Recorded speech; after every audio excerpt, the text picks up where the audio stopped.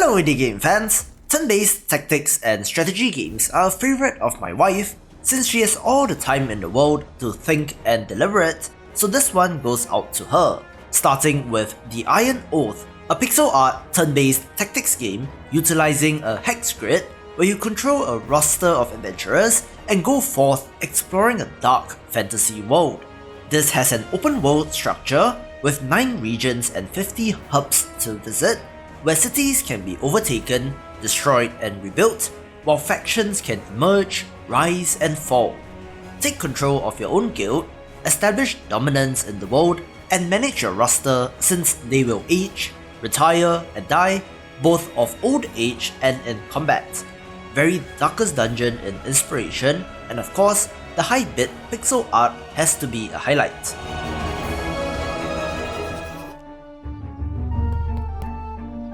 Incolinati is a wonderfully drawn and animated turn-based tactics game, again with more of a direct influence from something like Darkest Dungeon, with the sight on combat where positioning matters. Use living ink to paint and command an army of medieval animals and use them to wage war. On top of attacks, there are animal-related skills and abilities such as barking, purring and so on, with progression in between battles unlocking new units and skills. Grand Guilds is a turn-based tactics RPG from a Filipino indie developer where you journey in a land on the brink of war.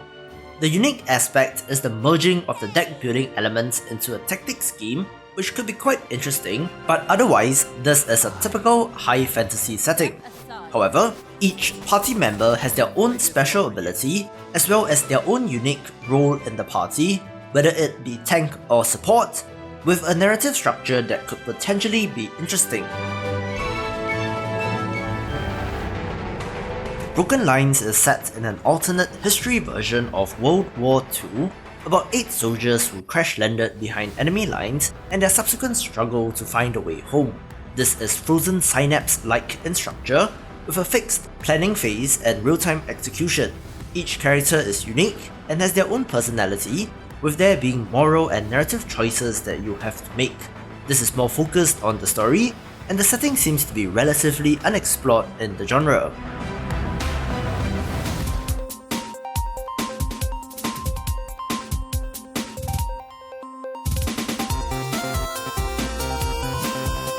A very pastel and adorable tactics game, Hero Hour's Contract takes place in a world where magical girls are real, but magical familiars that gave them their powers expect our heroines to fight evil for free.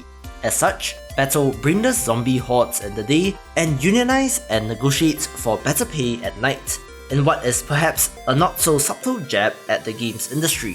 One interesting aspect is that since our heroines are so overpowered, enemies can't damage them, so each battle becomes an exercise in seeing how fast you can defeat all enemies and to get the best rank.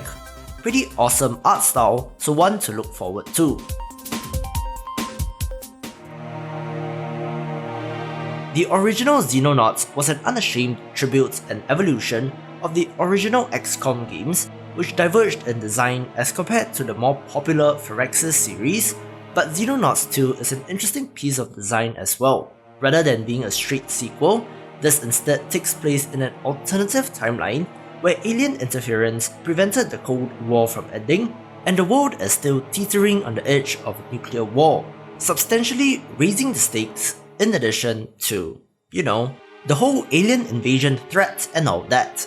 The developers are only fairly active on the Kickstarter campaign page, which states a mid-January 2020 early access release date, so hopefully it will meet that target.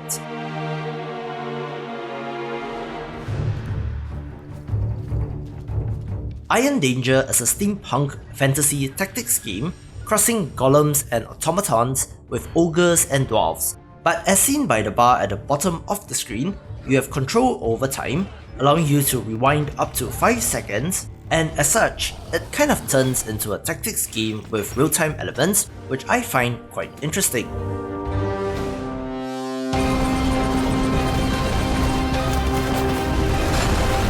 Brace yourself games of Crypt of the Necrodancer and Cadence of Hyrule fame, in addition to working on the city builder Industries of Titan, are also making Phantom Brigade, a mech-driven turn-based tactics game with real-time elements, which does remind me again of Frozen Synapse. In the planning phase, plot out your movement, attacks, shields, and so on, and then execute it simultaneously as your opponent and see what happens. The physics appear to be fully modelled, so environmental destruction, limbs being blown off, and robots crashing into buildings are a factor, which you then have to consider in your next turn. Love me some giant robots, so count me in. Commanders will need to adapt to these new outcomes at the start of the next sequence. In Project Haven, you take control of the mercenary outfit, the Steel Dragons, struggling for survival in the harsh environment known as Haven City. It promises a more mature, darker take on conventional storytelling, with some elements of cyberpunk but not quite as well, and does look very gritty for sure. Also interesting is the freedom of movement, not restricted to square or hex grids, with a manual override on aiming, as you can take control in the third-person perspective. Tenderfoot Tactics is perhaps one of the more visually unique titles on this list, since it is a free-form tactics RPG about witchy goblins and elemental magic, which is the key draw here, since you can boil lakes, raise mountains, open chasms, and so on. There are no random missed chances or variation in damage, so perhaps drawing a little bit from Into the Breach, and of course, quite an interesting low poly look.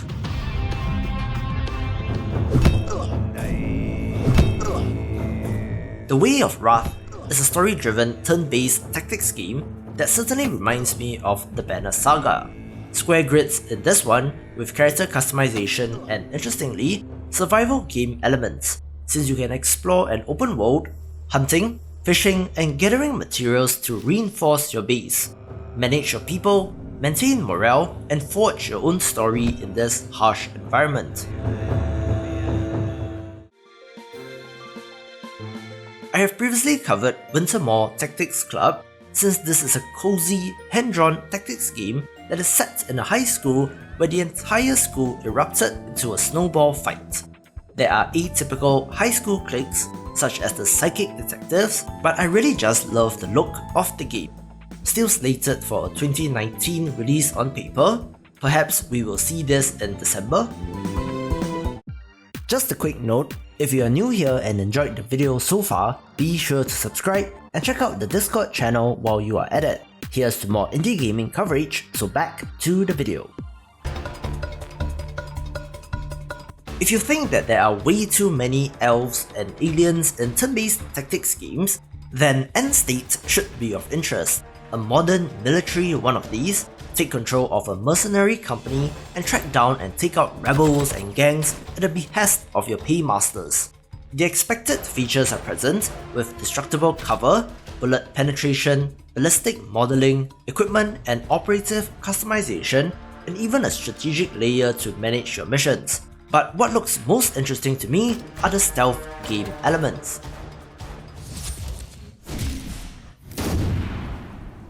OTHERCIDE self-describes as a horror-themed, turn-based tactics game with roguelite elements, so of course it has my attention.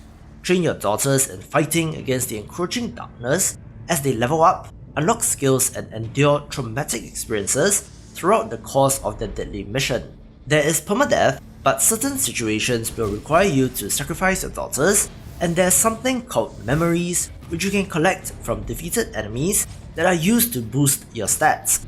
Interestingly, there is an initiative sequence system where you're able to interrupt an enemy attack, plan a delayed attack, or to use a reaction skill, so some timeline manipulation here as well. Arcadian Atlas has been a long time coming, but this is a very Final Fantasy Tactics inspired game, and I'm sure that this would have caused many of your ears to perk up. It promises to have quite the cutthroat story of love, deceit, murder and war, but the focus here, as in FFT, are the character classes. Rather than allowing characters to switch jobs or classes, This game wants you to commit, where job evolution is a thing as you unlock further specializations in each area, and stat and skill point distribution gives you that connection to your characters. Unfortunately, no release date as of yet, but there are sporadic updates every once in a while, so not a dead project. Ronnie O'Neill. He's been a thorn in my side. And now he says he wants to cut a deal. He doesn't know what's coming. When we heard that John Romero, one of the masters of Doom, was making a new game, Empire of Sin was perhaps pretty far from where our minds drifted, since this is set in 1920s Prohibition-era Chicago and has you, naturally, building a criminal empire, recruit mobsters and set up all manner of illicit businesses, defending territory in deadly skirmishes while managing the empire with strategic choices, from bribing cops or making alliances. There appears to be some procedural elements in having different starting conditions and evolving crew dynamics, but given the pedigree, certainly one high on the list. Immortal Realms Vampire Wars self-describes as turn-based total war, where you take part in a vampire civil war, leading one of the many clans in a quest for dominance. From the total war-like overworld map, combat zooms into turn-based tactics on a square grid, where there are also deck-building elements where you can play cards. Looks very polished, so a spring 2020 release should not be an issue. When all you can celebrate is the end of the world.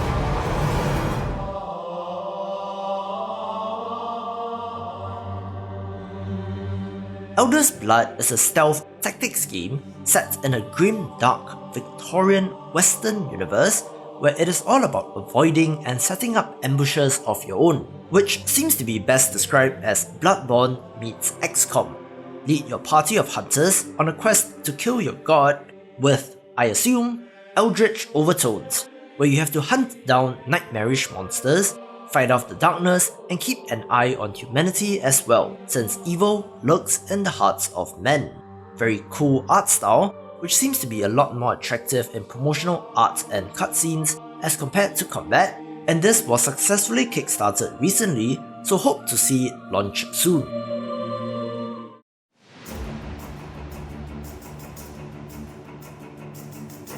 URTUK The Desolation is an open-world survival RPG set in a dark fantasy world where you roam around getting into battles with presumably some sort of main objective to push you along. From the art style and the inventory menu, the Darkest Dungeon inspiration seems pretty clear to me, but combat is turn-based on a hex grid with environmental interactions. You appear to be able to command quite a large army of creatures and characters, reminding me of tabletop Warhammer for some reason, with excellent art to boot.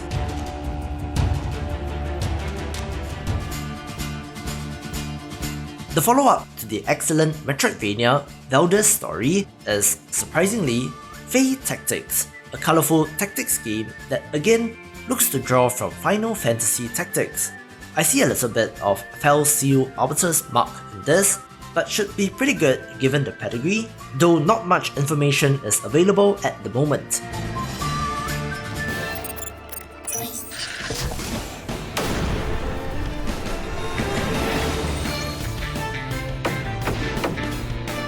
WARBORN is the second mecha tactics game on this list, with an art style and aesthetic inspired by 90s Japanese anime, help to liberate this galactic system from tyranny as you choose your commander and lead your troops to victory. I see elements of Wargroove and Advanced Wars in this, with building capturing, unique abilities from the commanders, the ability to build a new fodder troops, as well as environmental terrain which will affect combat, and as mentioned, love me some giant robots.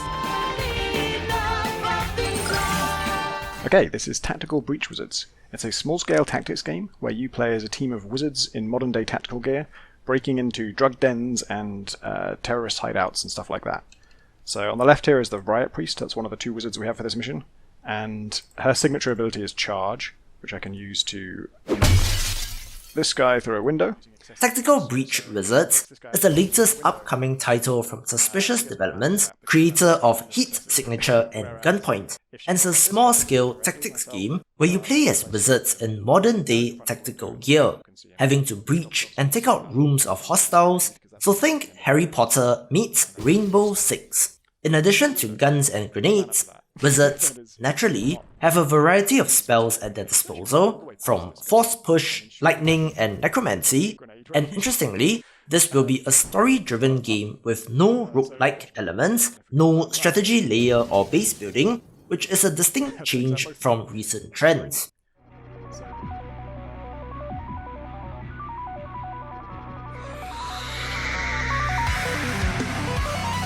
The last spell is a roguelike tactics game which self-describes as Final Fantasy Tactics crossed with Dynasty Warriors, where you have the task of defending the last bastion of humanity against the never-ending hordes of monsters, defending a group of mages as they attempt to cast the last spell to banish all magic from the world. Me being me, the pixel art is certainly a draw, but base building elements and roguelite progression certainly are factors that will keep me hooked.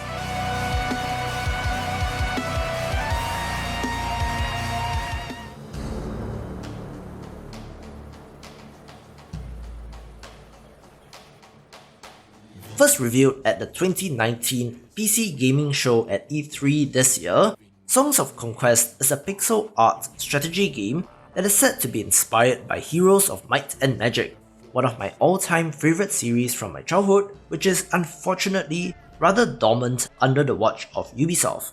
This looks to take things back to its isometric roots with a more elaborate city building aspect.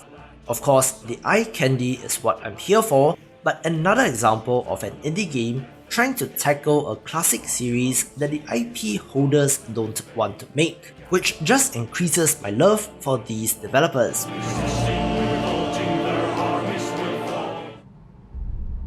Having been announced way back in February 2019, Darkest Dungeon 2 has been surprisingly quiet, with little to no updates from the developer.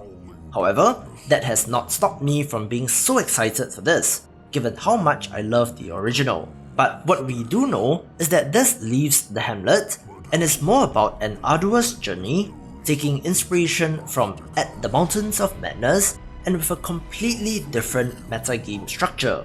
It was mentioned that it would launch in early access, so perhaps we will see it next year. For more upcoming indie games, check out the previous video or click on the recommended playlist, and I will see you after the jump.